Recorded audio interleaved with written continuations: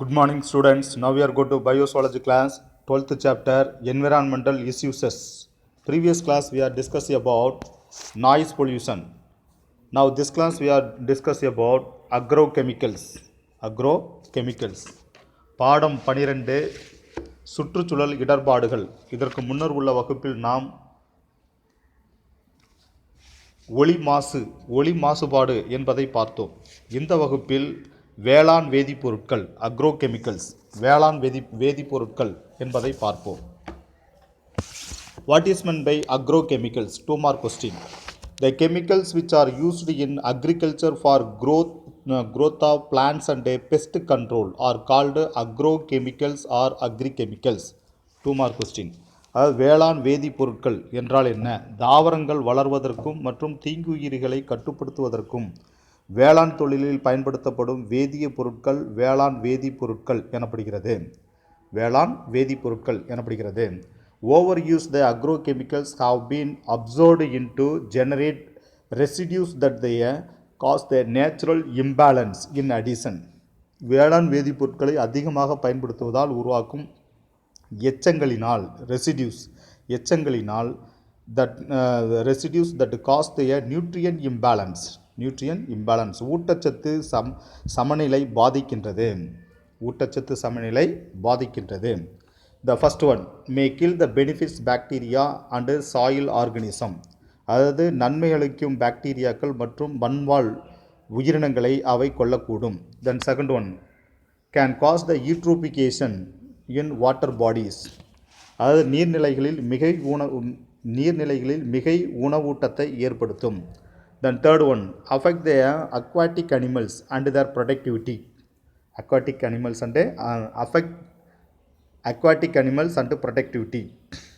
நீர்வாழ் விலங்குகளையும் அவற்றின் உற்பத்தி திறனையும் பாதிக்கிறது.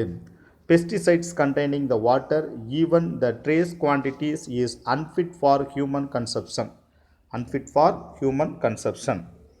மிக குறைந்த அளவு தீங்குயிர் கொல்லிகளை கொண்டிருந்தாலும் அந்த நீர் மனித பயன்பாட்டிற்கு தகுதியற்றதாகும். Unfit for human consumption, மனித பயன்பாட்டிற்கு தகுதியற்றதாகும்.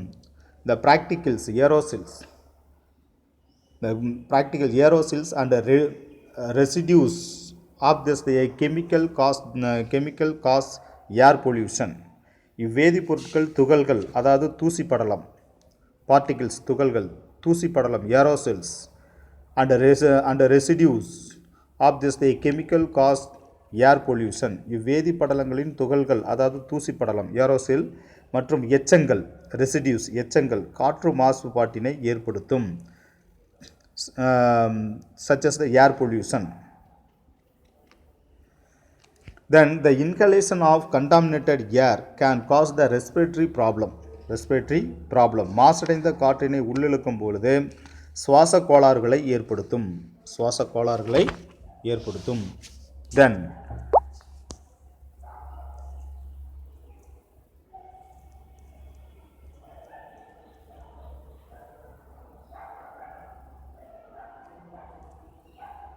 the consumption can lead to poisoning side effect and after effect.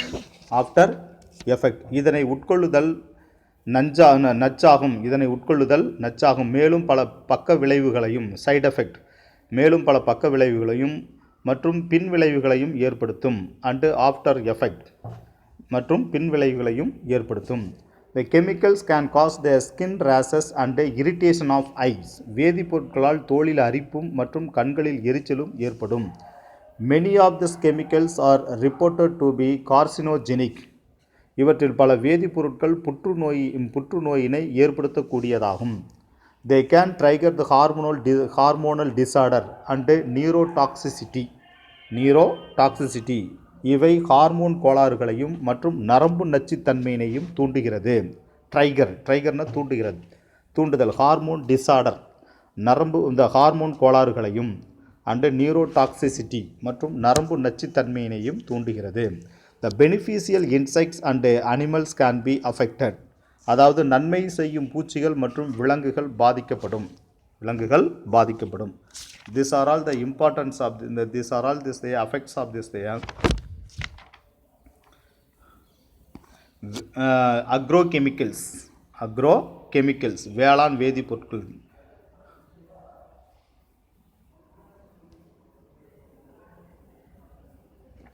The next one is this.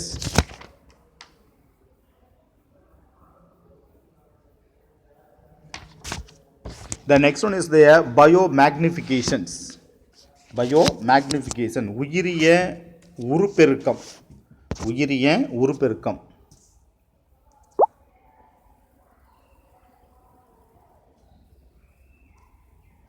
உயிரிய உருப்பெருக்கம். biomagnification உயிரிய உருப்பெருக்கம். The food chains are the components of all ecosystem. All ecosystem உணவுச் சங்கிலிகள் அனைத்து சூழ்நிலை மண்டலத்தின் கூறுகளாகும். The food chain are components of all ecosystem. All ecosystem உணவுச் சங்கிலிகள் அனைத்து சூழ்நிலை மண்டலத்தின் கூறுகளாகும். The producer and consumer form the trophic level in a chain through the which energy flow is carried out by the process of eating and being eaten. அதாவது உற்பத்தியாளர்கள் மற்றும் நுகர்வோர்கள், producer உற்பத்தியாளர்கள் அண்டு கன்சியூமர் நுகர்வோர்கள் தொடர்ச்சங்கிலி போன்று ஊட்ட நிலைகளை உருவாக்குகின்றன.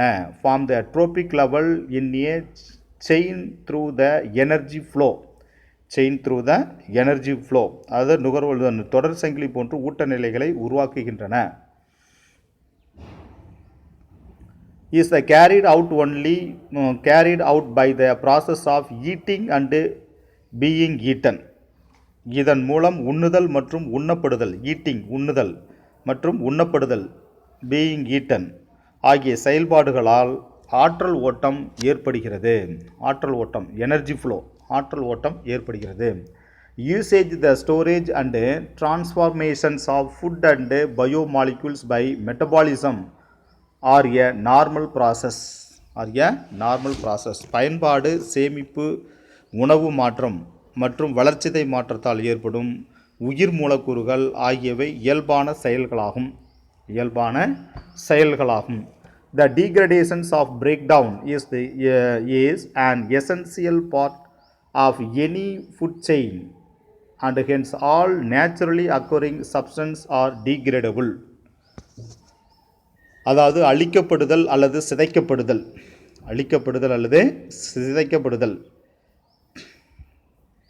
Degradations or breakdown.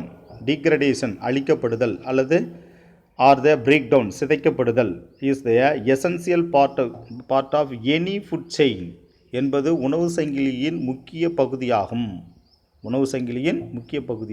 Any food chain and hence the naturally occurring substance are degradable. இயற்கையில் காணப்படும் அனைத்து பொருட்களும் சிதையக்கூடியவை ஆகும். This is the importance of this. Then the biomagnification of DDT.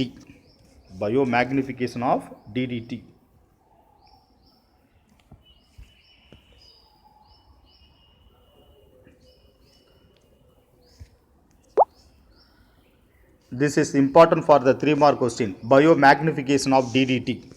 அதாவது when non-degradable substance enter the food chain, they do not get metabolized or the broken down or expelled and instead they get transferred up the trophic level of food chain. அதாவது சிதைவடையா பொருட்கள் உணவு சங்கிலியினுள் நுழையும் பொழுது when non-degradable substance enter the food chain, சிதைவடையா பொருட்கள் உணவு சங்கிலியினுள் நுழையும் பொழுது they do not get metabolized, அவை வளர்சிதை மாற்றம் அடைவதில்லை, or broken down அல்லது சிதைக்கப்படுவது இல்லை, or expelled அல்லது வெளியேற்றப்படுவதும் இல்லை, and instead get transferred up to trophic level of the food chain. அதற்கு பதிலாக உணவு சங்கிலியின் அடுத்தடுத்த ஊட்ட நிலைகளுக்கு இடம் மாற்றப்படுகின்றன. During this the process, they show the increase the concentration which is referred to this the biomagnification. இச்செயலின் போது அவற்றின் அடர்வு அதிகரிக்கப்படுகின்றது. இது உயிரிய உருப்பெருக்கம் எனப்படுகிறது. So refer to this biomagnification, உயிரிய உருப்பெருக்கம் எனப்படுகிறது. Important 2 mark question.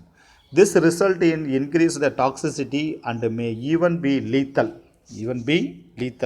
இதன் விளைவாக நச்சுத்தன்மை அதிகரிக்கும் அல்லது இறப்பு கூட ஏற்படலாம். லீத்தல்னா இறப்பு கூட ஏற்படலாம். This result increase the toxicity and may even be lethal. இதன் விளைவாக நச்சுத்தன்மை அதிகரிக்கும் அல்லது இறப்பு கூட ஏற்படலாம்.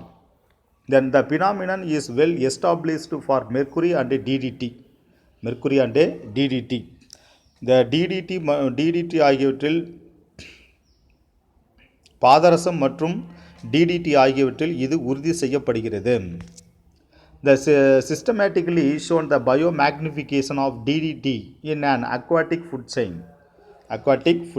அது நீர்ம உணவு சங்கிலியில் DDTயின் அடர்வு எவ்வாறு அடுத்தடுத்த ஊட்ட நிலையில் அதிகரிக்கிறது என்பதை காட்டுகிறது. Where the concentration of DDT is enhanced at successive trophic level. எனவே இந்த DDTயின் அடர்வு எவ்வாறு அடுத்தடுத்த நிலையில் அதிகரிக்கிறது என்பதை காட்டுகிறது. The schematically shown the biomagnification of DDT in aquatic food chain. அதாவது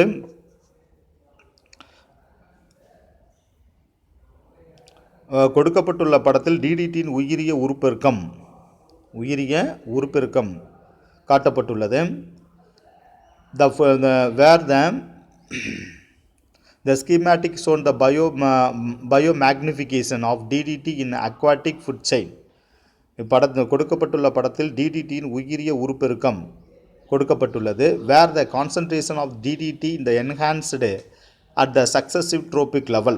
நீர்ம உணவு சங்கிலியின் DDTயின் அடர்வு எவ்வாறு அடுத்தடுத்த நிலையில் அதிகரிக்கிறது என்பதை காட்டுகிறது. The aquatic food chain where the concentration of DDT is enhanced at successive trophic level. நீர்ம உணவு சங்கிலியில் DDTயின் அடர்வு எவ்வாறு அடுத்தடுத்த ஊட்ட நிலைக்கு அதிகரிக்கிறது என்பதை காட்டுகிறது. You know this the diagram.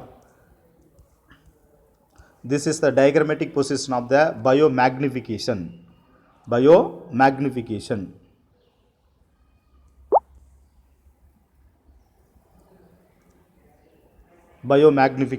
உயிரிய உருப்பெருக்கம். This is the producer, phytoplankton, உற்பத்தியாளர். This is the water, நீர். This is the producer, உற்பத்தியாளர், phytoplankton, தாவர மிதவை. This is the zooplankton, விலங்கு மிதவை உயிரிகள். This is the small fish.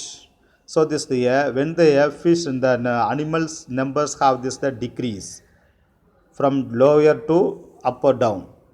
அதாவது கீழிருந்து மேலே செல்லும் பொழுது அதனுடைய உயிரினங்களுடைய எண்ணிக்கை குறைகிறது.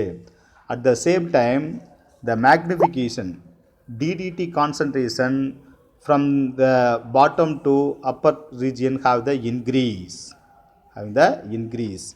அப்போ அதே போன்று DDTனுடைய அடர்வின் பெருக்கம் அடிமட்ட நீர்நிலையிலிருந்து மேலே செல்ல அதனுடைய அடர்வு அதிகமாகிறது. So compare this living organism and DDT have this the opposite. When the living organism gradually get the reduce from bottom to upwards, but when the DDT concentration from bottom to upwards have the increase, so have this the opposite direction. அதாவது விலங்கினங்களின் எண்ணிக்கை நீரினுடைய அடிப்பகுதியிலிருந்து மேலே செல்ல குறைகிறது. ஆனால் DDTனுடைய அடர்வு நீரினுடைய அடிப்பகுதியில் குறைந்து காணப்படுகிறது, மேலே செல்ல அதிகமாகிறது. அப்போ DDTனுடைய அடர்வு ஒரு விலங்கினரிலிருந்து மற்றொரு விலங்குகளுக்கு செல்கிறது. இது அழிவதும் இல்லை, சிதைவடைவதும் இல்லை. ஒரு உணவு சங்கிலியிலிருந்து அடுத்த உணவு சங்கிலிக்கு செல்கிறது. DDTனுடைய அடர்வு. அதாவது when this the DDT the concentration is not yet destroyed. When this the DDT is the transfer from the one trophic level to another one trophic level. அப்போ ஒரு உயிரின் மட்டத்திலிருந்து அடுத்த உயிரின் மட்டத்திற்கு DDT அழியாமல் செல்கிறது. அப்பொழுது DDTனுடைய அடர்வு அதிகமாகிறது. உயிரினங்களினுடைய எண்ணிக்கை குறைகிறது, ஆனால் டிடிடியினுடைய அடர்வு அதிகமாகிறது. ஏனெனில் TTD Azhivathillai. This is the biomagnification. This is the biomagnification. This is the phytoplankton, small fish, large fish, eating birds. So the animals number have the decrease, but it is the biomagnification. DDT concentration have the increase. அதாவது விலங்குகளின் எண்ணிக்கை குறைந்து கொண்டே செல்கிறது, ஆனால் டிடிடியுடைய பெருக்கம் அதிகமாகிறது. This is the biomagnification. இது உயிரியின் டிடிடியின் உயிரிய உருப்பெருக்கம் எனப்படுகிறது. Important 3 mark question. Important 3 mark question. Then next. The next one is the eutrophication. Next one is the eutrophication.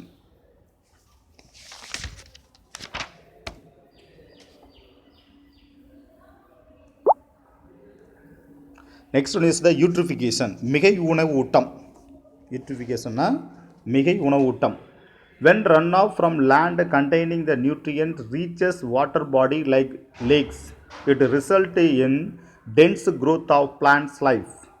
This phenomena is known as the eutrophication. Important 2 mark question. மிகை உணவு ஊட்டம் என்றால் என்ன? ஊட்டச்சத்துக்களை கொண்ட நீர் நிலப்பரப்பிலிருந்து வழிந்தோடி ஏரி போன்ற நீர்நிலைகளை சென்றடையும் பொழுது அடர்ந்த தாவர வளர்ச்சியினை உண்டாக்குகிறது. அடர்ந்த தாவர வளர்ச்சியினை உண்டாக்குகிறது. இந்நிகழ்வு மிகை உணவூட்டம் எனப்படுகிறது.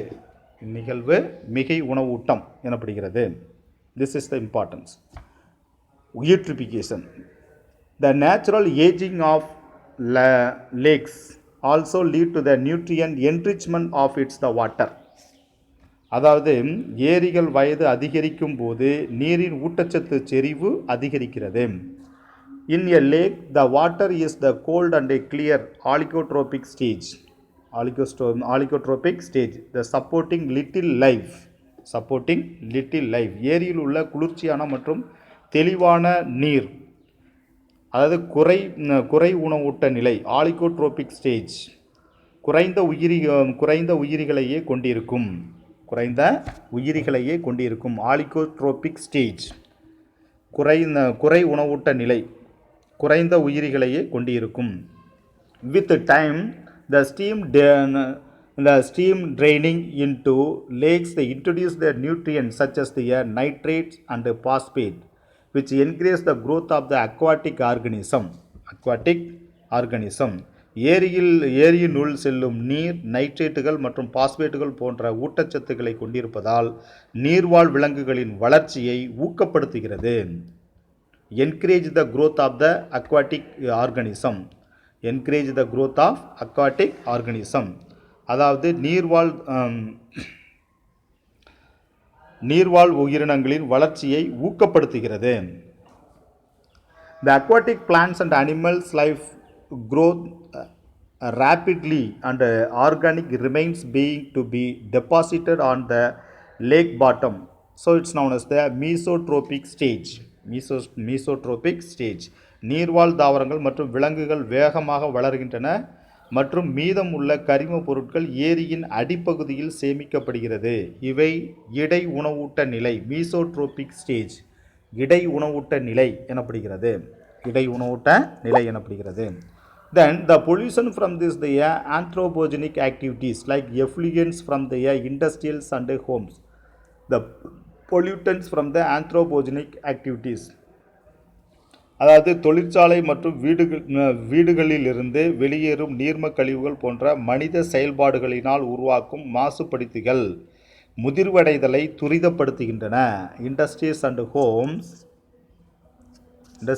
homes can rapidly accelerate the aging process. Can radically accelerate the aging process. அதாவது தொழிற்சாலை மற்றும் வீடுகளிலிருந்து வெளியேறும் நீர்ம கழிவுகள் போன்ற மனித செயல்பாடுகளினால் உருவாக்கப்படும் மாசுபடுத்திகள் முதிர்வடைதலை துரிதப்படுத்துகின்றன. ஏஜிங் ப்ராசஸ், முதிர்வடைதலை துரிதப்படுத்துகின்றன. So this phenomena is known as the cultural or accelerate eutrophication. Cultural or accelerate eutrophication. இந்த நிகழ்வு பெருக்க அல்லது துரித மிகை உணவூட்டம் எனப்படுகிறது. கல்ச்சுரல் பெருக்க அல்லது அக்சலரேட் யூட்ரிஃபிகேஷன், துரித மிகை உணவூட்டம் எனப்படுகிறது. துரித மிகை உணவூட்டம் எனப்படுகிறது.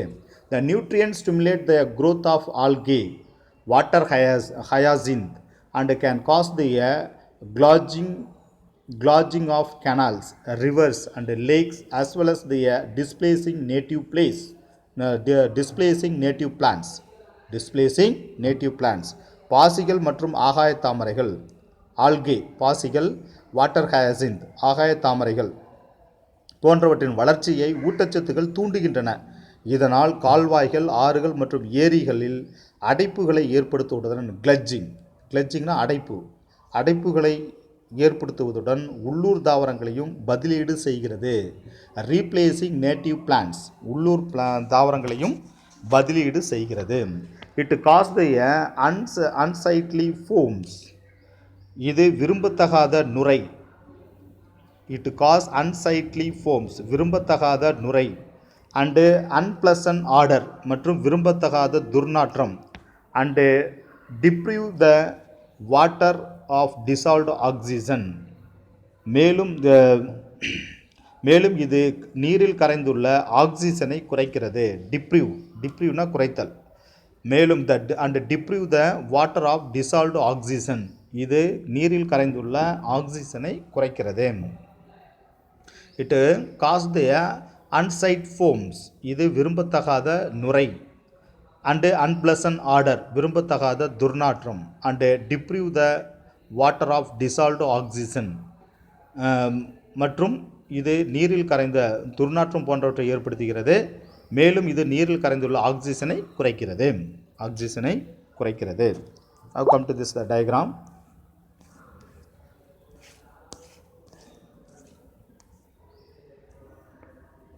This is the stage of eutrophication, மிகை உணவூட்ட நிலைகள். The first one is this allotropic stage, deep and nutrient poor system.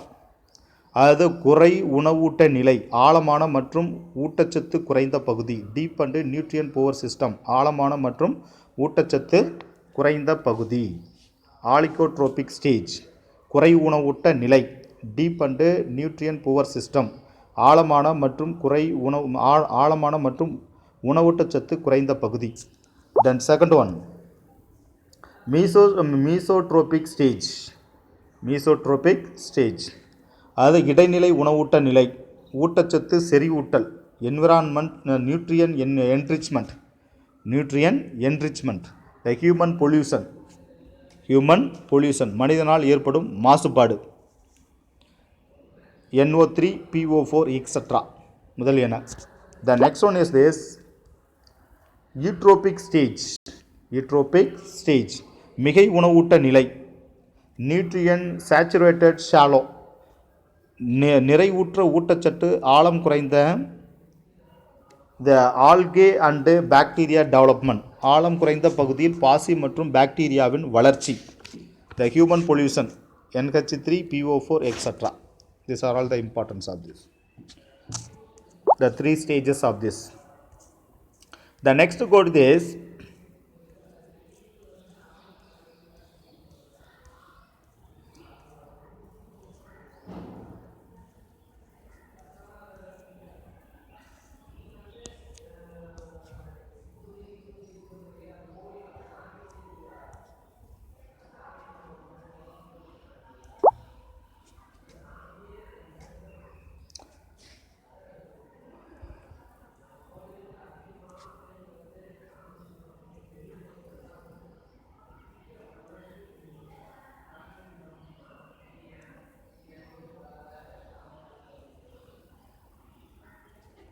The next one is the integrated wastewater management, ஒருங்கிணைந்த கழிவுநீர் மேலாண்மை. வேஸ்ட் வாட்டர் ட்ரீட்மெண்ட், கழிவுநீர் சுத்திகரிப்பு. Waste water or sewage originate from the domestic waste water, industrial waste and animal waste. அதாவது கழிவு நீர் அல்லது சாக்கடை நீரானது வீட்டு கழிவு, வீட்டு கழிவு நீர் தொழிற்சாலை கழிவுகள் மற்றும் விலங்கு கழிவுகளால் உண்டாகிறது. Realising the importance of clean potable water, the government passed the Water, the Prevention and Control of Pollution Act in 1974. அது தூய குடிநீரின் முக்கியத்துவத்தினை உணர்ந்த அரசு 1974ஆம் ஆண்டு நீர் அதாவது மாசுபாட்டினை தடுத்தல் மற்றும் கட்டுப்படுத்துதல் Prevention and Control of Pollution அதாவது மாசுபாட்டினை தடுத்தல் மற்றும் கட்டுப்படுத்துதல் சட்டத்தை இயற்றியுள்ளது 1974ஆம் ஆண்டு. which made in the mandatory to treat the wastewater in treatment plants. அதாவது இதனால் கழிவுநீர் சுத்திகரிப்பு கட்டாயமாக்கப்பட்டுள்ளது. The main objective of the wastewater treatment process is to reduce the organic and inorganic components in the wastewater to leave to a level of no longer support microbes growth and elimination of the other potentially toxic material. அதாவது நுண்ணுயிரிகளின் வளர்ச்சியை ஊக்கப்படுத்தாத அளவு கழிவு நீரிலுள்ள கரிம மற்றும் கனிம பொருட்களின் அளவை குறைப்பதும் பிற நச்சுப் பொருட்களை கழிவு நீரிலிருந்து வெளியேற்றப்படுவதும் கழிவு நீரின் சுத்திகரிப்பின் முக்கிய நோக்கமாகும். The microorganism, mainly the bacteria and some protozoa, play an essential part of the treatment of sewage to make it the harmless.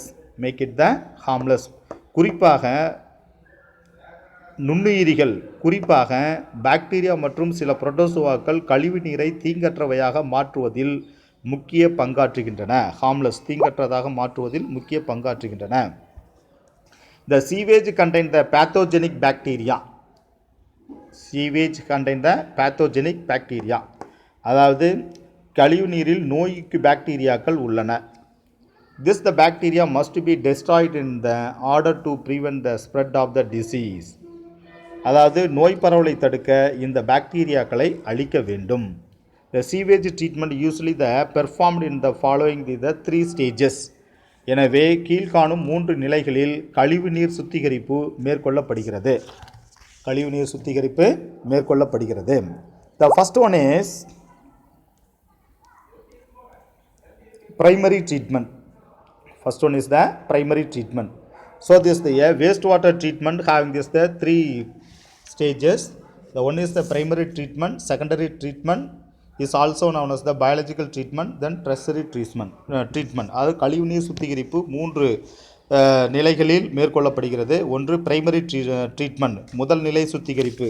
Then secondary treatment or biological treatment, இரண்டாம் நிலை சுத்திகரிப்பு அல்லது உயிரிய சுத்திகரிப்பு.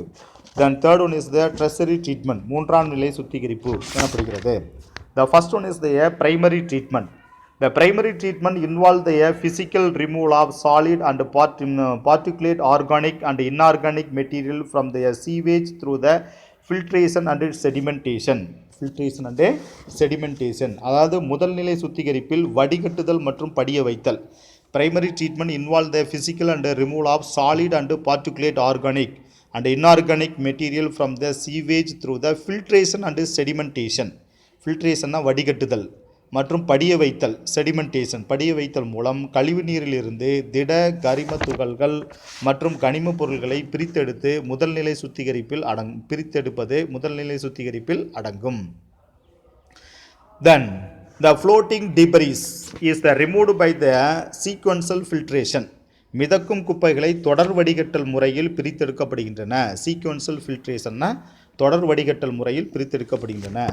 Then the grit, the soil and small bubbles are removed by the sedimentation.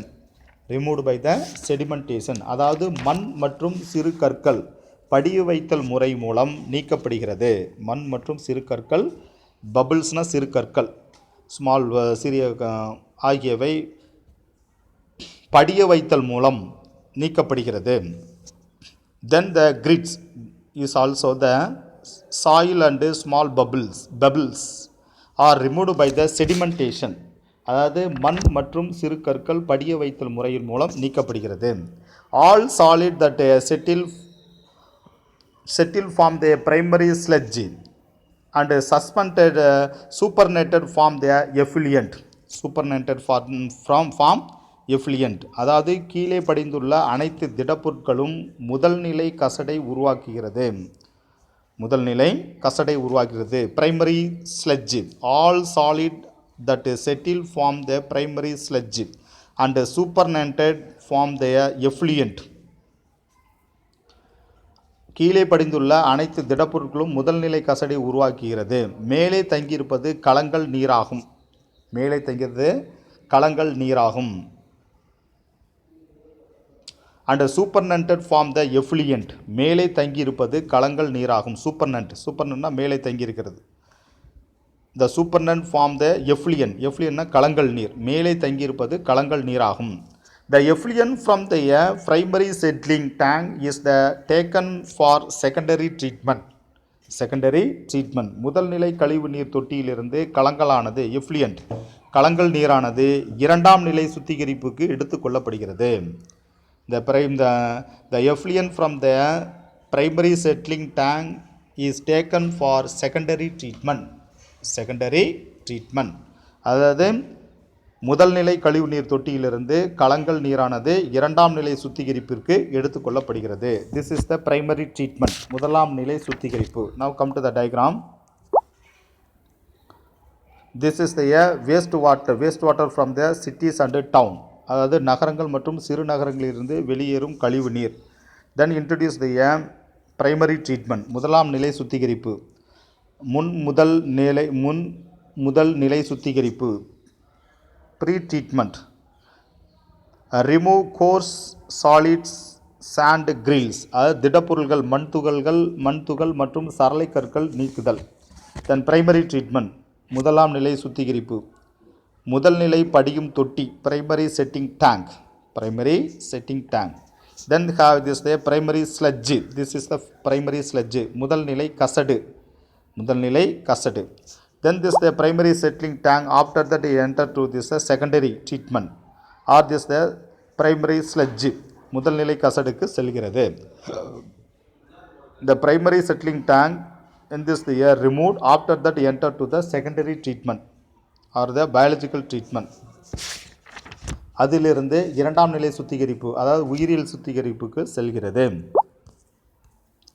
Then after that the primary treatment then enter to this the secondary treatment. அதாவது முதல்நிலை சுத்திகரிப்பு தொடர்ந்து அதன் பிறகு இரண்டாம் நிலை சுத்திகரிப்பு அதாவது உயிரிய சுத்திகரிப்பு biological treatment. The primary effluent is passed into the large aeration tank where it is constantly agitated mechanically and air is pumped into it. அதாவது முதல் நிலையில் உருவான கலங்கள் நீர் பெரிய காற்றோட்டம் உள்ள தொட்டிகளுக்குள் செலுத்தப்படுகிறது. அங்கு அவை இயந்திரங்களின் உதவியால் தொடர்ச்சியாக கலக்கப்படுவதால் காற்று உட்செலுத்தப்படுகிறது. This allows the vigorous growth of the useful aerobic microbes into flow mass of the bacteria associated with the fungal phlegm to form the mesh-like structure. இதன் மூலம் காற்று சுவாச நுண்ணுயிரிகள் தீவிரமாக வளர்ந்து திரள்களாக உருவாகின்றன. இத்திரள் பாக்டீரியா தொகுப்பும் பூஞ்சை இலைகளும் இணைந்து வலைப்பின்னல் போன்ற அமைப்பாக காணப்படுகிறது. மெஷ் லைக் ஸ்ட்ரக்சர் வலைப்பின்னல் அமைப்பாக காணப்படுகிறது. While growing this, the microbes consume the major part of the organic matter in the effluent. அதாவது இவற்றில் இந்த நுண்ணுயிரிகள் வளர்ச்சியின் போது கழிவுநீர் உள்ள பெரும்பங்கு கரிம பொருட்களை உட்கொண்டு அழிக்கின்றன. கலங்கள் நீரில் உள்ள பெரும்பங்கு கரிம பொருட்களை உட்கொண்டு அழிக்கின்றன. While growing this microbes consume the major part of the organic matter in the effluent. அதாவது இந்த நுண்ணுயிரிகள் வளர்ச்சியின் போது கழிவு நீரில் உள்ள பெரும்பங்கு கரிம பொருட்களை உட்கொண்டு அழிக்கின்றன. This significantly reduces the BOD, biological oxygen demand, biochemical oxygen demand or the biological oxygen demand. அப்போது இது பெருமளவில் உயிரிய ஆக்சிஜன் தேவை biological oxygen demand தேவையை குறைக்கிறது. அது பிஓடி உயிர் வேதி ஆக்சிஜன் தேவை அல்லது உயிரி ஆக்சிஜன் தேவையை குறைக்கிறது. Demand. So the BOD is the referred. What is meant by BOD? The BOD is the referred to the amount of oxygen that would be consumed if all organic matter in 1 liter of water were oxidized by the bacteria. This is the importance of this, the BOD refer. BOD definition. அதாவது 1 litre நீரில் உள்ள அனைத்து கரிம பொருட்களையும் ஆக்சிஜனேற்றம் செய்வதற்கு 1 litre நீரில் உள்ள அனைத்து கரிம பொருட்களையும் ஆக்சிஜனேற்றம் செய்வதற்கு பாக்டீரியாவால் பயன்படுத்தப்படும் ஆக்சிஜன் அளவே உயிரிய ஆக்சிஜன் தேவை. உயிரிய ஆக்சிஜன் தேவை எனப்படுகிறது. This is the important 2 mark question. Define BOD. Then the sewage wastewater is the treated. The sewage wastewater is the treated till the BOD is the reduced. Till the BOD is the reduced. உயிரி oxygen தேவை குறையும் வரை கழிவு நீர் சுத்திகரிப்பு நடைபெறுகிறது. The greater the BOD of the wastewater, more is it the polluting potential. கழிவு நீரில் உள்ள உயிரி ஆக்சிஜன் தேவை அதிகரிக்க கழிவு நீரில் உள்ள உயிரிய ஆக்சிஜன் தேவை அதிகரிக்க கழிவு நீரின் மாசுபடுத்து தன்மையும் அதிகரிக்கிறது. The greater the BOD of the wastewater, more is it the polluting potential. கழிவு நீரில் உள்ள உயிரி ஆக்சிஜன் தேவை அதிகரிக்க கழிவு நீரின் மாசுபடுத்து தன்மையும் அதிகரிக்கிறது. This is the importance of this.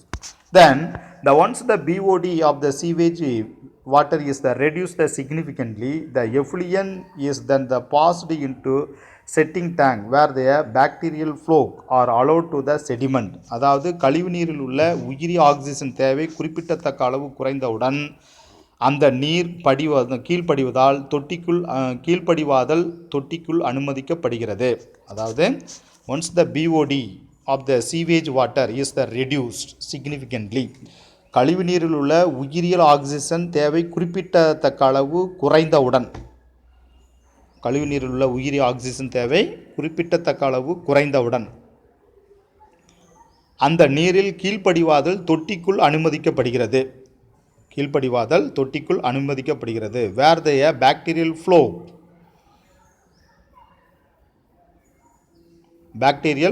are the allowed the sediment.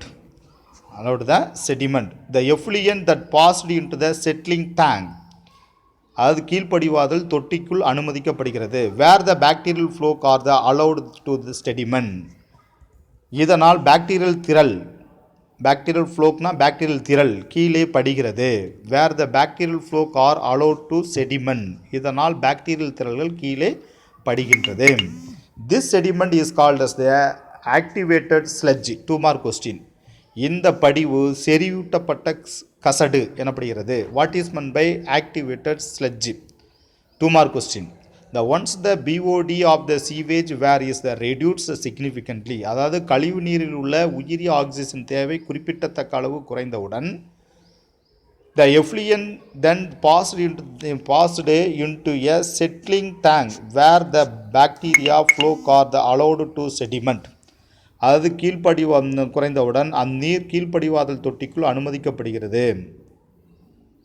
Where the bacterial flow are allowed to sediment.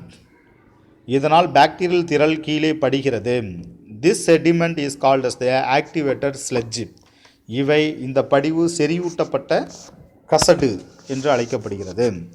A small part of activated sludge is bumped back into the aeration tank to serve as the inoculum. இதனால்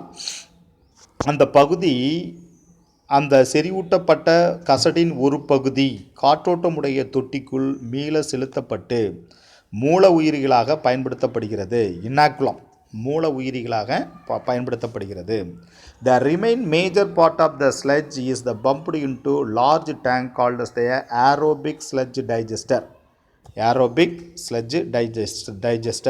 மீதமுள்ள அனைத்து செறிவூட்ட கசடுகளும் காற்றில்லா சுவாச கசடு சிதைப்பான் என்னும் பெரிய தொட்டியினுள் செலுத்தப்படுகிறது. Here the bacteria which grow anaerobically. The remain major part of the sludge bumped into large tank called as the anaerobic sludge digester. மீதமுள்ள அனைத்து செறிவூட்ட கசடுகளும் காற்றில்லா சுவாச கசடு சிதைப்பான் என்னும் பெரிய தொட்டியினுள் செலுத்தப்படுகிறது. Here the bacteria is grow anaerobically. எனவே இங்கு பாக்டீரியா மற்றும் அங்கு காற்றற்ற சுவாசத்தை மேற்கொள்கிறது. அனரோபிக்லினா காற்றற்ற சுவாசத்தை மேற்கொள்கிறது. Digest the bacteria and fungal in the sludge. Bacteria and fungal in the sludge. அங்கு காற்றற்ற சுவாசத்தை மேற்கொள்ளும் பாக்டீரியாக்கள் கசடில் உள்ள பாக்டீரியா மற்றும் பூஞ்சையை செரிமானம் செய்கின்றன. கசடில் உள்ள பாக்டீரியா மற்றும் பூஞ்சையை செரிமானம் செய்கின்றன.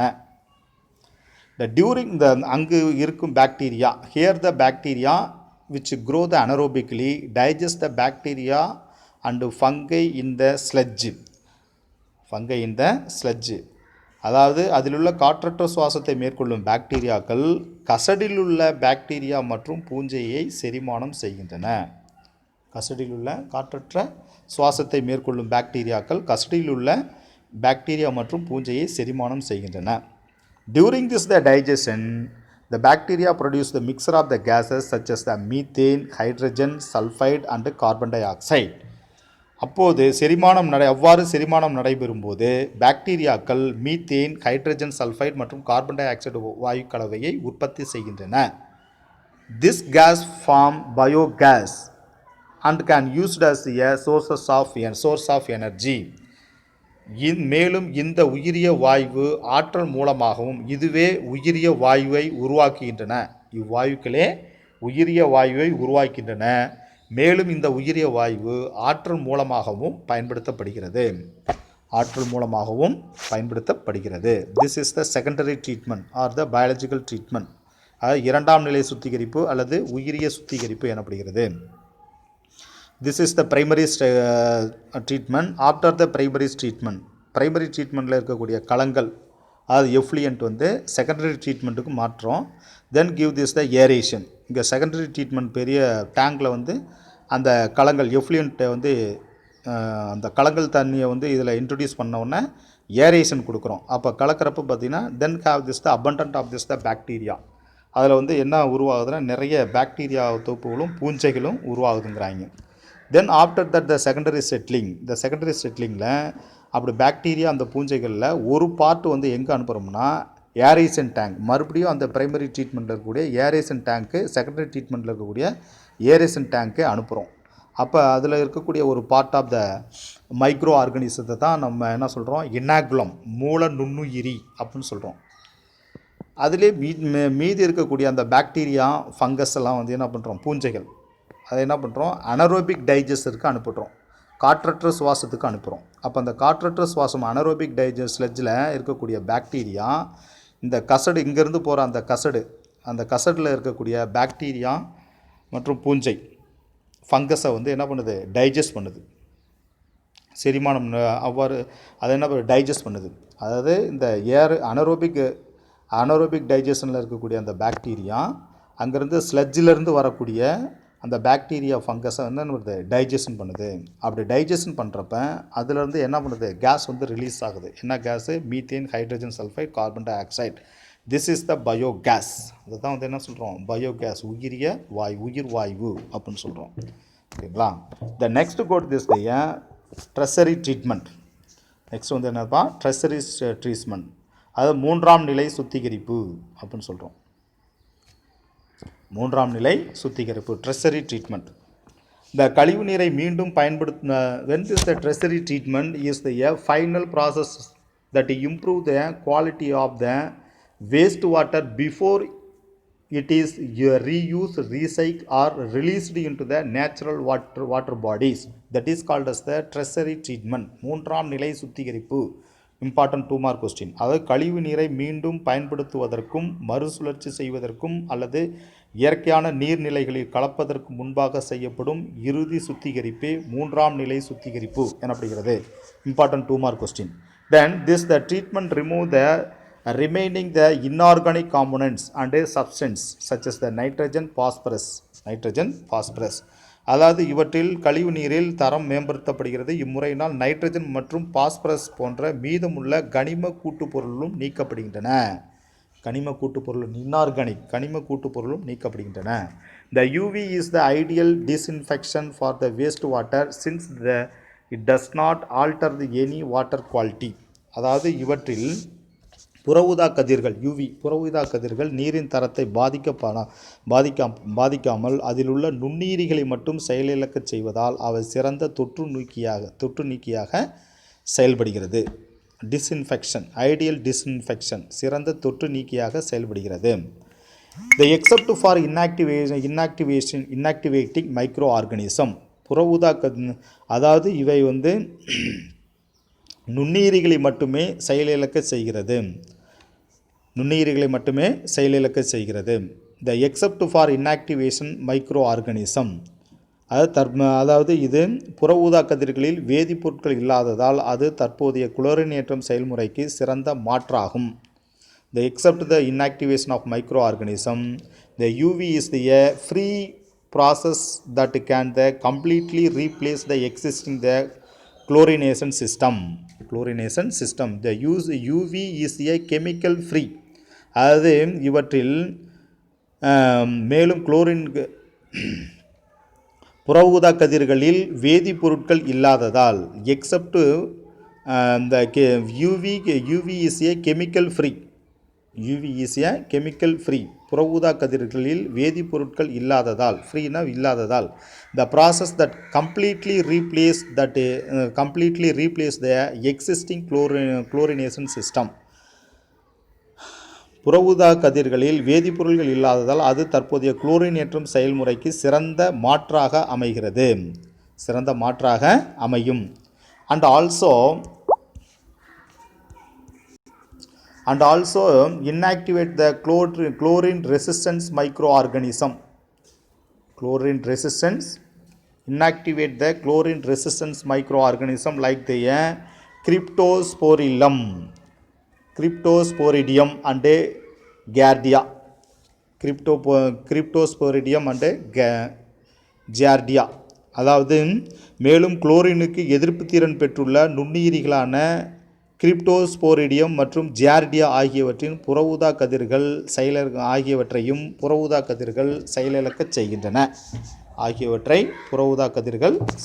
செய்கின்றன. This is the tertiary treatment of the wastewater. அதாவது இது மூன்றாம் நிலை இவை கழிவுநீரின் சுத்திகரிப்பினுடைய மூன்றாம் நிலை சுத்திகரிப்பு ஆகும். Now come to the diagram. This is the tertiary treatment. After the secondary treatment, they enter to the tertiary treatment. In this tertiary treatment have this மூன்றாம் நிலை சுத்திகரிப்பு disinfection zone. அதாவது தொற்று நீக்கம் particularly is the remove the inorganic components. அது கனிம பொருட்களை நீக்குகின்றது. இந்நிலையில் particularly the nitrogen phosphorus, these are all the removed, and then particularly this is the remove this the inorganic components substance like the nitrogen phosphorus inorganic components and inorganic components and substance such as the nitrogen and phosphorus இம்முறையினால் nitrogen மற்றும் phosphorus மீதமுள்ள கனிம கூட்டுப்பொருட்கள் நீக்கப்படுகின்றன. This is the used for the UV rays. The UV rays is the ideal disinfection of the wastewater since do not alter any water quality. இதை நீக்குவதற்கு முக்கியமாக புற ஊதா கதிர்கள் பயன்படுத்தப்படுகின்றன. ஏனெனில் புற ஊதா கதிர்கள் தரத்தை பாதிக்காமல் அதில் உள்ள நுண்ணுயிரிகளை மட்டுமே செயலிழக்கச் செய்கிறது. UV rays, particularly the tertiary treatment is used in this the UV rays. Why? The UV rays only killed or destroyed the microorganism. It's not the alter the water quality. It's not altered the water quality. அதாவது புற ஊதா கதிர்கள் நுண்ணுயிரிகளை மட்டுமே செயலிழக்கச் செய்யும், நீரின் தரத்தை பாதிக்காது.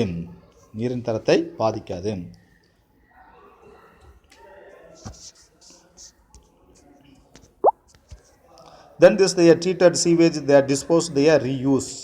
இறுதியாக சுத்திகரிக்கப்பட்ட நீரானது வெளியேற்ற மீண்டும் பயன்படுத்துவதற்கான சுத்திகரிக்கப்பட்ட கழிவுநீர் மீண்டும் பயன்படுத்தப்படுகிறது. ஆஃப்டர் த ட்ரெஷரி ட்ரீட்மெண்ட் அதாவது மூன்றாம் நிலை சுத்திகரிப்புக்கு பிறகு. தென்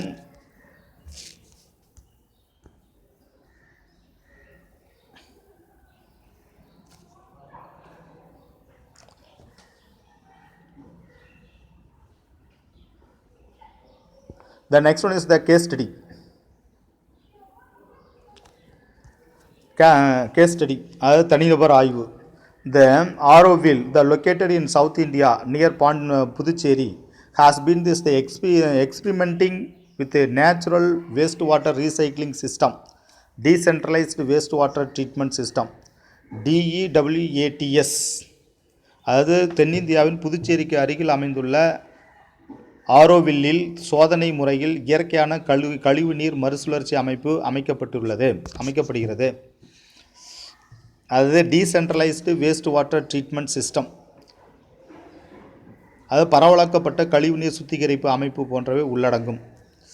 Such treatment the plan have now also been implemented in this the Aravind Eye Hospital, Puducherry. Aravind Eye Hospital, அதாவது தற்போது இதே போன்ற சுத்திகரிப்பு அமைப்பு அரவிந்த் கண் மருத்துவமனை Puducherry. The root zone waste water treatment RZWT and Chennai அதாவது வேர்மண்டல கழிவு நீர் சுத்திகரிப்பு root zone waste water treatment தகவல் தொழில்நுட்ப பூங்கா சிறுசேரி சென்னை மற்றும்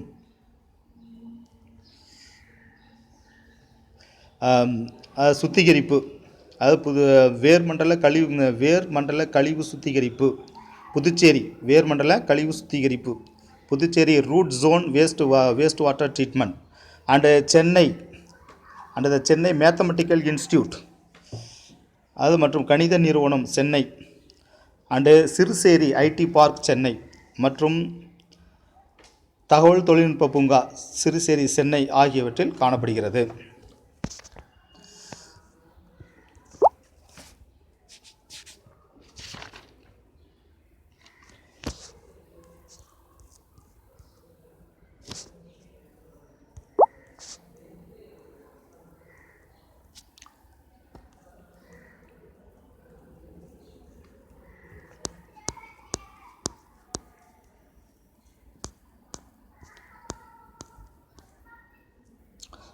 ஃபஸ்ட்டு ப்ரைமரி ட்ரீட்மெண்ட்டில் அது என்ன பண்ணுறோம், அந்த வேஸ்ட் வாட்டர் ட்ரீட்மெண்ட்டை வந்து ப்ரைமரி ட்ரீட்மெண்ட் டேங்க்கில் வந்து இன்ட்ரடியூஸ் பண்ணுறோம். அப்போ மேலே இருக்க கலங்கல் தண்ணி எஃப்ளூயன்ஸ் வந்து மேலே இருக்குது, மற்றதெல்லாம் பாட்டத்தில் வந்து செட்டில் ஆகிடுது. அதுக்கப்புறம் வந்து என்ன பண்ணுறோம், செகண்டரி ட்ரீட்மெண்ட்டுக்கு வந்து இன்ட்ரடியூஸ் பண்ணுறோம். அந்த செகண்டரி ட்ரீட்மெண்ட்டில் பார்த்திங்கன்னா அந்த எஃப்ளூயன்ஸில் நிறைய செகண்டரி ட்ரீட்மெண்ட்டில் அந்த கலங்கல் தண்ணியை எஃப்ளூயன்ஸை வந்து இன்ட்ரடியூஸ் பண்ணோடனே அதில் வந்து ஏரேஷன்ஸ் இன்ட்ரடியூஸ் பண்ணுறோம். காற்றோட்டம் இன்ட்ரடியூஸ் பண்ணுறப்ப அதில் பாக்டீரியா பூஞ்சைகள்லாம் வந்து அதிகமாக வளருது. அதுதான் என்னது ஃப்ளோக் அப்படின்னு சொல்கிறோம். அப்போ வந்து என்ன பண்ணுறோம், அந்த அதிகமாக வளர்ந்த பிற்பாடு ஒரு பர்டிகுலர் இதை வந்து என்ன பண்ணுறோம், மறுபடியும் ஏரேஷனுக்கு அனுப்புகிறோம். அதுதான் வந்து இன்னாக்குலம் மூல நுண்ணுயிரின்னு சொல்கிறோம். மிச்சத்தை வந்து என்ன பண்ணுறோம், அனரோபிக் டைஜஸ்டர் காற்றற்ற செரிப்பானுக்கு அனுப்புகிறோம். அப்போ அந்த காற்றற்ற செரிப்பானில் இருக்கக்கூடிய அந்த பாக்டீரியா அந்த ஸ்லெட்ஜு அங்கேருந்து வரக்கூடிய அந்த செகண்டரி ட்ரீட்மெண்ட்லேருந்து வரக்கூடிய அந்த ஸ்லெட்ஜில் இருக்கக்கூடிய பாக்டீரியா ஃபங்கஸை வந்து என்ன பண்ணுது, பூஞ்சைகளை டைஜஸ்ட் பண்ணுது. அப்படி செரிக்குது. செரிக்கிறப்ப என்ன பண்ணுது, அதிலிருந்து தான் இந்த கேஸ் வந்து ரிலீஸ் ஆகுது. அதாவது மீத்தேன், கார்பன் டை ஆக்சைடு, அதிலிருந்து வரக்கூடியது தான் வந்து என்ன வாயு, nitrogen sulphide, carbon dioxide, methane, இதெல்லாம் வந்து ரிலீஸ் ஆகுது. அதை தான் நம்ம பயோகேஸ் உயிர் வாயுன்னு சொல்கிறோம். அதுக்கப்புறம் ட்ரெஷரி ட்ரீட்மெண்ட்டுக்கு போகிறப்ப தான் அங்கே வந்து என்ன பண்ணுறோம், இன்னும் பர்டிகுலராக இன்ஆர்கானிக் காம்போனன்ட்ஸ் கனிம பொருட்கள் எல்லாம் நீக்கிறோம். And additionally we can use the UV rays, அது புற ஊதா கதிர்களை கொண்டு என்ன பண்ணுறோம், நுண்ணுயிரிகள்லாம் நீக்கிறோம். அப்போ அதனுடைய நீரின் தரம் வாட்டர் குவாலிட்டி வந்து எந்த சேஞ்சஸ் ஆகாது. ஒன்லி எதை மட்டும் கில் பண்ணுறோம், மைக்ரோ ஆர்கானிசத்தை மட்டும் கில் பண்ணுறோம். After the treating we can use, அதுக்கப்புறம் நம்ம அதை யூஸ் பண்ணுறோம். This is the waste water treatment process அப்படின்னு சொல்கிறோம். சரி.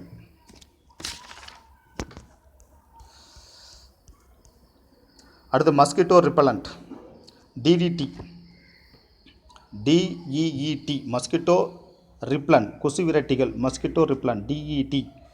அதாவது NN diethyl meta toluamide NN diethyl meta டொலுவமைன் மற்றும் அலத்ரீன் DEET NN டைஈத்தல் நீட்டா டொலுவமைட் and அலத்ரீன் used in this the mosquito coil may cause the itching போன்றவை கொசு விரட்டி சூழல்களில் பயன்படுத்தப்படுகிறது. இது இச்சிங் அரிப்பு அண்டு பேர்னிங் எரிச்சல் அண்டு டிங்க்லிங் சிலிர்ப்பு அண்டு சென்சேஷன் உணர்வு அல்லது நம்ப்னஸ் மரத்து போதல் ஆகியவற்றை ஏற்படுத்துகிறது. அடுத்து காலனி கொலாப்ஸ் சிண்ட்ரோம் கூட்டச்சிதைவு நோய் colony collapse syndrome. This are all 2 mark question. அதாவது in the honeybees due to their pesticides herbicides can lead to the destruction of hives and lower agriculture productivity. அதாவது தீங்குயிர் கொல்லிகள் அல்லது தாவரக்கொல்லிகள் தேன்கூட்டினை அளிக்கின்றன மற்றும் வேளாண் உற்பத்தியை குறைக்கிறது. இதன் காரணமாக தேனீக்களின் கூட்டச்சிதைவு நோய் ஏற்படுகிறது. Remember the bees are their natural best pollinators. அதாவது நினைவில் கொள்க தேனீக்கள் இயற்கையின் சிறந்த மகரந்த பரப்பிகள் ஆகும். This is the important.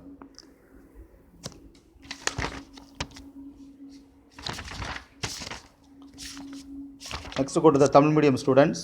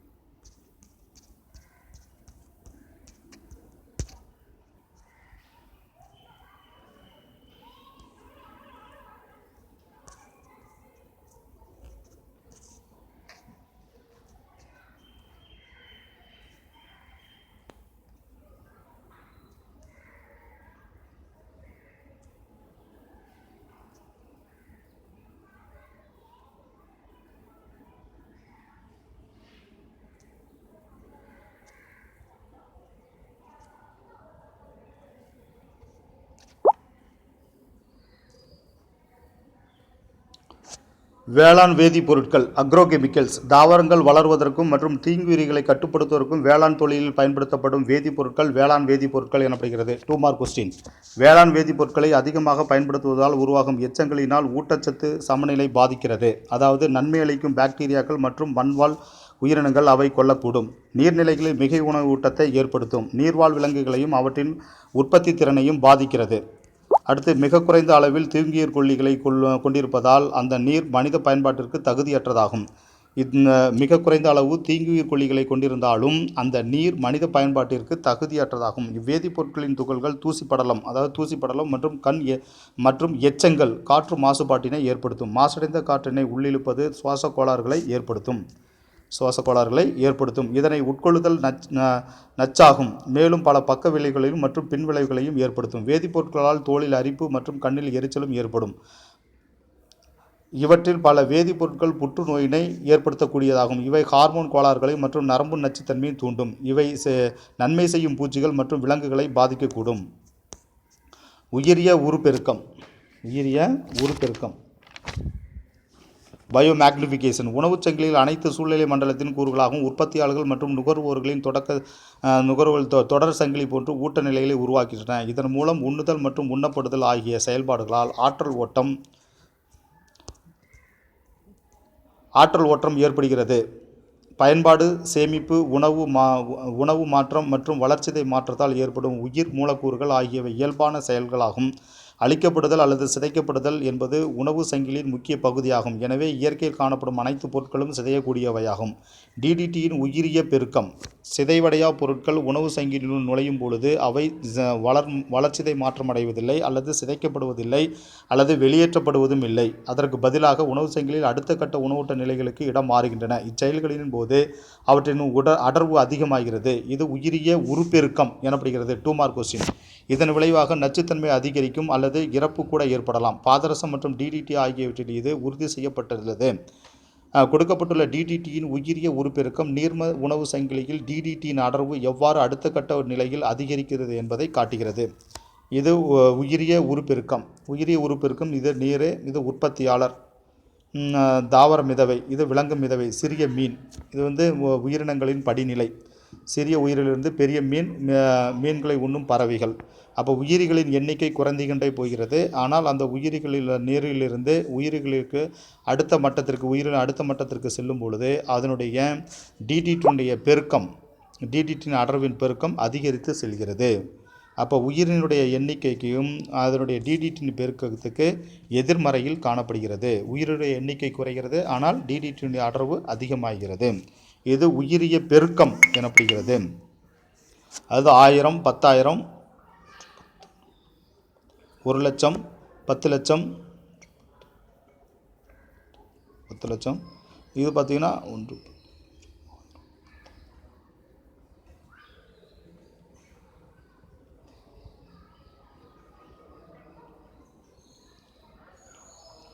1 crore.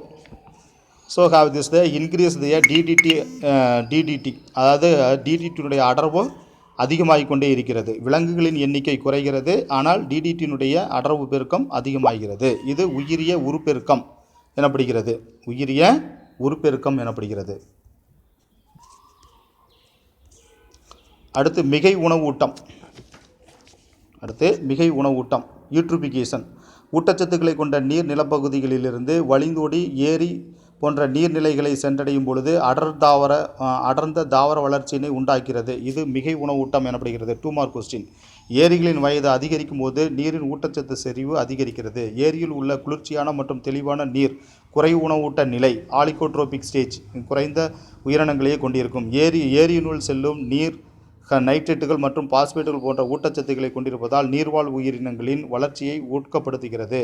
நீர்வாழ் தாவரங்கள் மற்றும் விலங்குகள் வேகமாக வளர்கின்றன மற்றும் மீதம் உள்ள கரிம பொருட்கள் ஏரியின் அடிப்பகுதியில் சேமிக்கப்படுகிறது. இது இடை உணவூட்ட நிலை, அதாவது மீசோட்ரோபிக் ஸ்டேஜ் எனப்படுகிறது. தொழிற்சாலை மற்றும் வீடுகளிலிருந்து வெளியேறும் நீர்ம கழிவுகள் போன்ற மனித செயல்பாடுகளினால் உருவாக்கப்படும் மாசுபடுத்திகள் முதிர்வடைதலை துரிதப்படுத்துகின்றன. இந்நிகழ்வு பெருக்க அல்லது துரித மிகை உணவூட்டம் எனப்படுகிறது. இது 2 மார்க் கொஸ்டின். பாசிகள் மற்றும் ஆகாயத்தாமரை போன்றவற்றின் வளர்ச்சியை ஊட்டச்சத்துக்கள் தூண்டுகின்றன. இதனால் கால்வாய்கள், ஆறுகள் மற்றும் ஏரிகளில் அடைப்புகளை ஏற்படுத்துவதுடன் உள்ளூர் தாவரங்களையும் பதிலீடு செய்கிறது. இது பார்க்க விரும்பாத நுரை மற்றும் விரும்பத்தகாத துர்நாற்றம் போன்றவற்றை ஏற்படுத்துகிறது. மேலும் இது நீரில் கரைந்துள்ள ஆக்சிஜனை குறைக்கிறது. இது பார்த்திங்கன்னா குறை உணவூட்ட நிலை, ஆழமான மற்றும் ஊட்டச்சத்து குறைந்த நிலை. இது இடை உணவூட்ட நிலை, ஊட்டச்சத்து செறிவூற்றம், மனிதனால் ஏற்படும் NO2, NO3, PO4 முதலியன. இது பார்த்திங்கன்னா மிகை உணவூட்ட நிலை, நிறைவுற்ற ஊட்டச்சத்து, ஆழம் குறைந்த பகுதியில் பாசி மற்றும் பாசிகள் பாக்டீரியாவின் வளர்ச்சி, மனிதனால் ஏற்படும் NO3 மற்றும் PO4 முதலியன. அடுத்து நெக்ஸ்ட்டு ஒருங்கிணைந்த கழிவுநீர் மேலாண்மை, கழிவுநீர் சுத்திகரிப்பு. கழிவுநீர் அல்லது சாக்கடை நீரானது வீட்டுக்கழிவு நீர், தொழிற்சாலை கழிவுகள் மற்றும் விலங்கு கழிவுகளால் உண்டாக்கப்படுகிறது. தூய நீரின் முக்கியத்துவத்தினை உணர்த்த அரசு 1974ஆம் ஆண்டு நீரின் மாசுபாட்டினை தடுத்தல் மற்றும் கட்டுப்படுத்தல் சட்டத்தை இயற்றியுள்ளது. இதனால் கழிவுநீர் சுத்திகரிப்பு கட்டாயமாக்கப்பட்டுள்ளது. நுண்ணுயிரியின் வளர்ச்சியை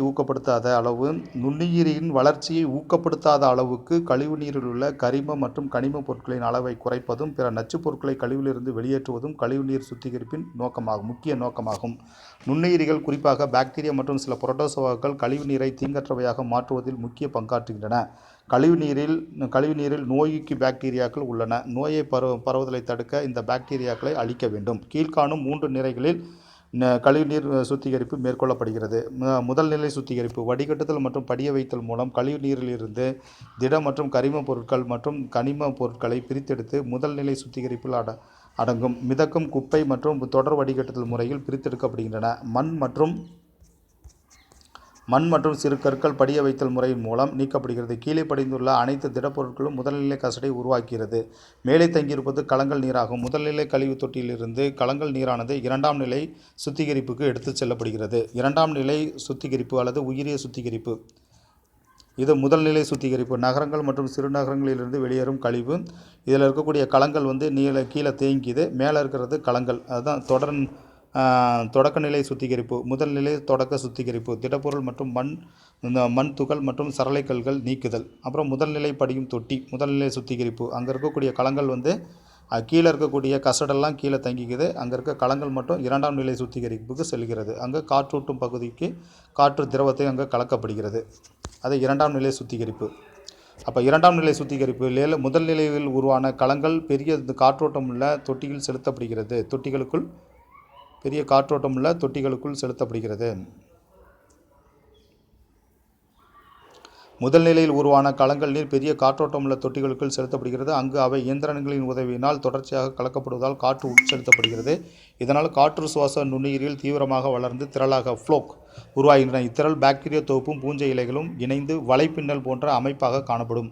இந்த நுண்ணுயிரின் வளர்ச்சியின் போது கழிவு நீரில் உள்ள பெரும்பங்கு கரிம பொருட்களை உட்கொண்டு அழிக்கின்றன. இது பெருமளவில் உயிரி ஆக்சிஜன் தேவை பிஓடியை குறைக்கிறது. பிஓடி அதாவது உயிரிய வேதிய ஆக்சிஜன் தேவை அல்லது உயிரிய ஆக்சிஜன் தேவை. 1 லிட்டர் நீரில் உள்ள அனைத்து கரிம பொருட்களையும் ஆக்சிஜனேற்றம் செய்வதற்கு பாக்டீரியாக்களால் பயன்படுத்தப்படும் ஆக்சிஜன் அளவே உயிரிய ஆக்சிஜன் தேவை எனப்படுகிறது. 2 மார்க் கொஸ்டின். உயிரி ஆக்சிஜன் தேவை குறையும் வரை கழிவுநீர் சுத்திகரிப்பு நடைபெறுகிறது. கழிவுநீரில் உள்ள உயிரி ஆக்சிஜன் தேவை அதிகரிக்க கழிவுநீரை மாசுபடுத்தும் தன்மையும் அதிகரிக்கிறது. கழிவுநீருடைய மாசுபடுத்தும் தன்மையும் அதிகரிக்கிறது. கழிவுநீரில் உள்ள உயிரி ஆக்சிஜன் தேவை குறிப்பிடத்தக்க அளவு குறைந்தவுடன் அந்நீரில் கீழ்ப்படிவாதல் தொட்டிக்குள் அனுமதிக்கப்படுகிறது.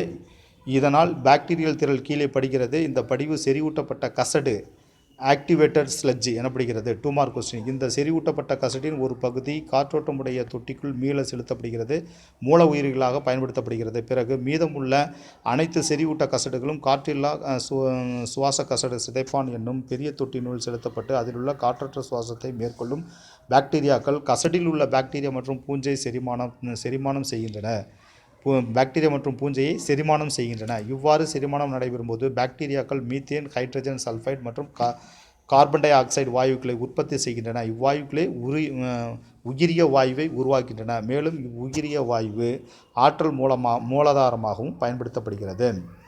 இது இரண்டாம் நிலை சுத்திகரிப்பு. அந்த முதல் நிலை சுத்திகரிப்பில் இருக்கக்கூடிய கலங்கல் நீர் இரண்டாம் நிலை சுத்திகரிப்புக்கு வரப்போது அப்போ அதில் பாக்டீரியா பூஞ்சைகள்லாம் வளருது. அது ஆக்சிஜன் தேவையான ஆக்சிஜனு அந்த கரிம பொருளை செரிக்கிற அளவுக்கு ஆக்சிஜன் தேவை எடுத்துக்குது. அதான் பிஓடி ஆக்சிஜன் எடுத்துக்குது. ஆக்சிஜன் எடுத்துக்கிட்டு அது என்ன பண்ணுது, அதெல்லாம் செரிக்குது. உடனே அதில் இருக்க நுண்ணுயிரி மீண்டும் ஒரு சில நுண்ணுயிரிகள் மீண்டும் இங்கே காற்றுள்ள பகுதிக்கு அனுப்பப்படுகிறது. அந்த நுண்ணுயிரிக்கு பேர் தான் மூல நுண்ணுயிரி சொல்கிறோம். அடுத்து இப்போ ஒரு சிலது இரண்டாம் நிலை படிவத்திலிருந்து அந்த கசடுகள் காற்றற்ற செரிப்பானுக்கு அனுப்பப்படுகிறது. அந்த காற்றற்ற செரிப்பானில் இருக்கக்கூடிய பாக்டீரியா அந்த இரண்டாம் நிலை இப்போ படியும் தொட்டியிலிருந்து வரக்கூடிய அந்த கசடில் இருக்கக்கூடிய பாக்டீரியாவும் பூஞ்சையையும் செரிக்குது. அப்படி செரிக்கிறப்ப அதிலிருந்து வரக்கூடிய வாயுக்கள், அந்த வாயுக்களை தான் உயிரிய வாயுக்கள் எனப்படுகிறோம்.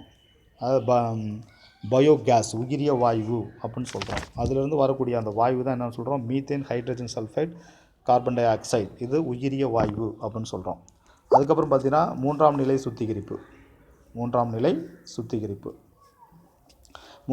சுத்திகரிப்பு இந்த கழிவு நீரை மீண்டும் பயன்படுத்துவதற்கும் மறுசுழற்சி செய்வதற்கும் அல்லது இயற்கையான நீர்நிலைகளில் கலப்பதற்கும் முன்பாக செய்யப்படுகிறது.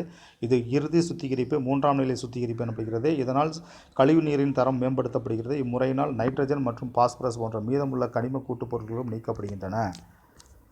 புற ஊதா கதிர்கள் நீரின் தரத்தை பாதிக்காமல் அதில் உள்ள நுண்ணுயிரிகளை மட்டுமே செயலிழக்க செய்வதால் அவை சிறந்த தொற்று நீக்கியாக செயல்படுகிறது. புற ஊதா கதிர்களில் வேதிப்பொருட்கள் இல்லாததால் அது தற்போதைய குளோரின் ஏற்றம் செய்முறைக்கு சிறந்த மாற்றாக அமையும். மேலும் குளோரினுக்கு எதிர்ப்பு திறன் பெற்றுள்ள நுண்ணுயிரிகளான கிளாஸ்போரிடியம் மற்றும் ஜியார்ஜிடியா ஆகியவற்றையும் புற ஊதா கதிர்கள் செயலிழக்க செய்கின்றன.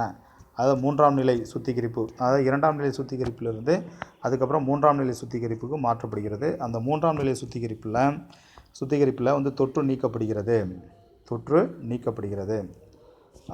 அப்போ முக்கியமாக வந்து என்னது, கனிமப் பொருட்கள் நீக்கப்படுகிறது. கனிமப் பொருட்கள் இப்போ நைட்ரஜன் மற்றும் பாஸ்பரஸ் போன்றவை நீக்கப்படுகிறது. கனிம கூட்டுப் பொருட்கள் நீக்கப்படுகின்றன. அப்புறம் யூவி ரேஸ், அதை புற ஊதா கதிர்கள் பயன்படுத்தி அங்கே இருக்க நுண்ணுயிரிகளை அழிக்கிறோம். நீரின் தரம் மாறாது. அப்படியெல்லாம் இது பண்ண பிற்பாடு அதை வந்து என்ன பண்ணுறோம், மீண்டும் பயன்படுத்துகிறோம். வெளியேற்றப்பட்ட அல்லது பயன்படுத்தப்படுவதற்காக சுத்திகரிக்கப்பட்ட கழிவுநீர், அந்த கழிவுநீரை வந்து பயன்படுத்தப்படுகிறது. இது எனது கழிவுநீர் சுத்திகரிப்பினுடைய முறை ஆகும்.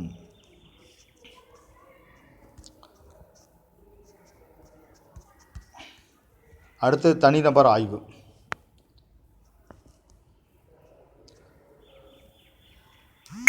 தென்னிந்தியாவில் புதுச்சேரிக்கு அருகில் அமைந்துள்ள ஆரோவில்லில் சோதனை முறையில் இயற்கையான கழிவுநீர் மறுசுழற்சி அமைப்பு அமைக்கப்பட்டிருக்கிறது. பரவலாக்கப்பட்ட கழிவுநீர் சுத்திகரிப்பு அமைப்பு போன்றவை உள்ளடங்கும். DEWATS, decentralised waste water treatment system. தற்போது அதே போன்ற சுத்திகரிப்பு அமைப்பு அரவிந்த் கண் மருத்துவமனை புதுச்சேரி வேர்மண்டல கழிவுநீர் சுத்திகரிப்பு காணப்படுகிறது. தகவல் தொழில்நுட்ப பூங்கா சிறுசேரி சென்னை மற்றும் கணித நிறுவனம் சென்னை ஆகிய இடங்களிலும் அமைக்கப்பட்டுள்ளது. இது ஆரோவில்லில் உள்ள DEWATS அமைப்பு. இது அரவிந்த் கண் மருத்துவமனையில் உள்ள RZWT அமைப்பு. அடுத்து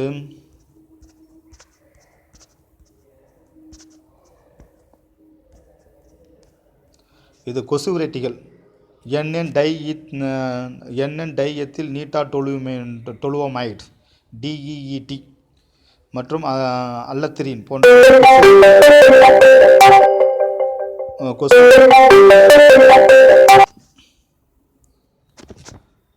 கொசு விரட்டி சுருள்களில் பயன்படுத்தப்பட்டுள்ளது. இது அரிப்பு, எரிச்சல், சிலிர்ப்பு அல்லது உணர்வு அல்லது மறுத்து போகும் உணர்வினை ஏற்படுத்தும்.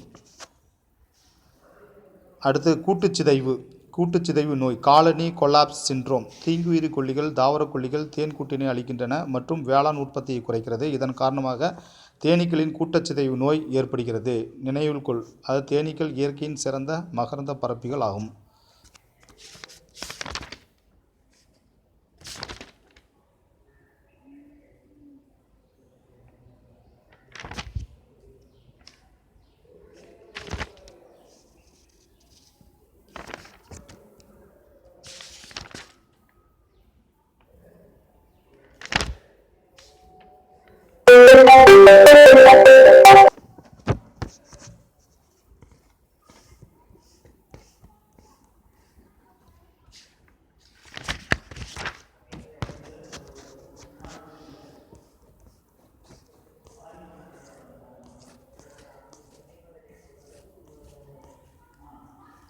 So this class have the finished. The next class we can go to the next topic. Thank you.